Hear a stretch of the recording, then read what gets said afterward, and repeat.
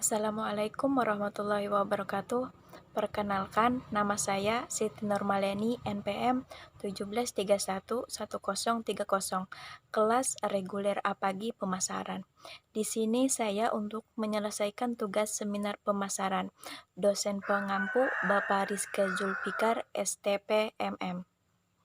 Adapun materi yang saya akan sampaikan yaitu yang pertama yaitu mengapa perusahaan menggunakan saluran distribusi dan fungsi-fungsi yang dijalankan saluran distribusi.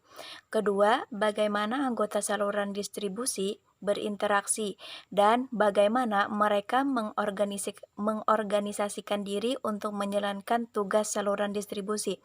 Yang ketiga yaitu peran pengecer dan perusahaan perkulakan atau grosir dalam saluran distribusi. Yang pertama, mengapa perusahaan menggunakan saluran distribusi?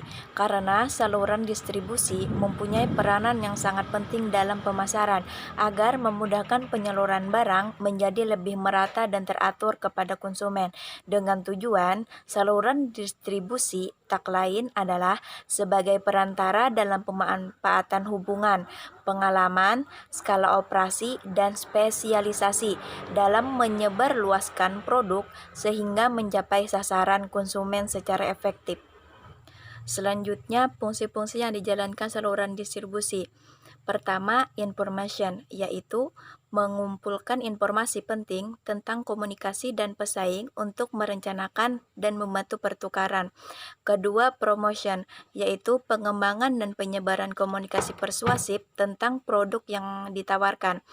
Ketiga, negotiation, yaitu mencoba untuk menyepakati harga dan syarat-syarat lain. Keempat, ordering, yaitu pihak distributor memesan barang kepada perusahaan. Kelima, payment, yaitu pembeli membayar tagihan kepada penjual melalui bank atau lembaga keuangan lainnya. Keenam, title, yaitu perpindahan kepemilikan barang dari suatu organisasi atau orang kepada organisasi.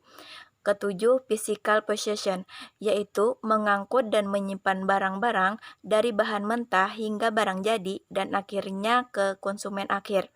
Kedelapan, financing, yaitu meminta dan memanfaatkan dana untuk biaya-biaya dalam pekerjaan saluran distribusi.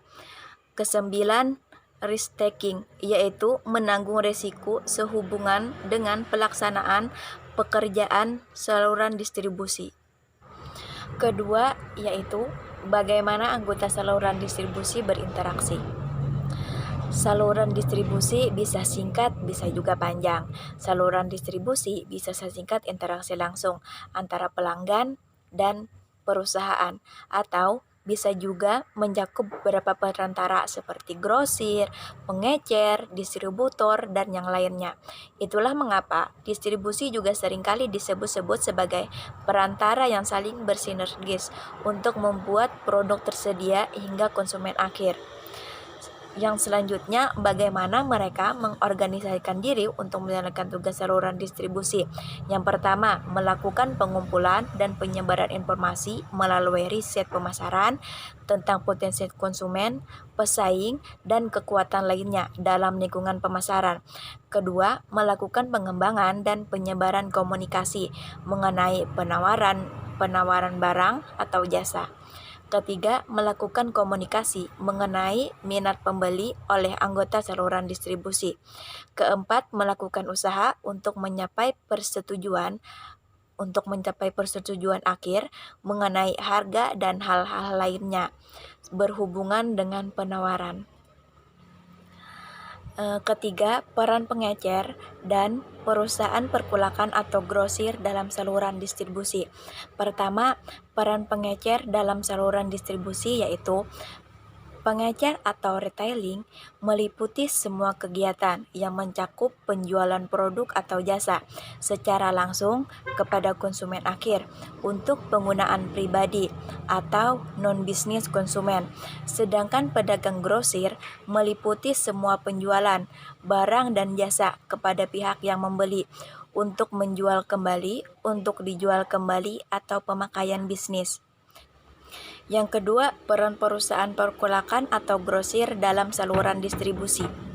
Pertama, fungsi distribusi, yaitu penyaluran barang kepada pengecer di wilayah tertentu. Kedua, fungsi gudang atau persediaan, yaitu mengurangi kemungkinan terjadinya barang kosong di outlet wilayah tertentu. Ketiga, promosi produk baru di wilayah yang di-cover. Keempat, membuka outlet baru atau area baru. Kelima, pembiayaan, yaitu dengan melakukan penjualan kredit ke para pelanggan yang sudah dipercaya. Keenam, menanggung risiko atas piutang dagang yang terjadi dan juga atas barang hilang yang di gudang. Ketujuh, informasi pasar. Grosir seringkali memberikan informasi pasar seputar produk dan aktivitas yang dilakukan oleh kompetitor, termasuk komplain dan saran dari pelanggan. Sekian video dari saya. Terima kasih.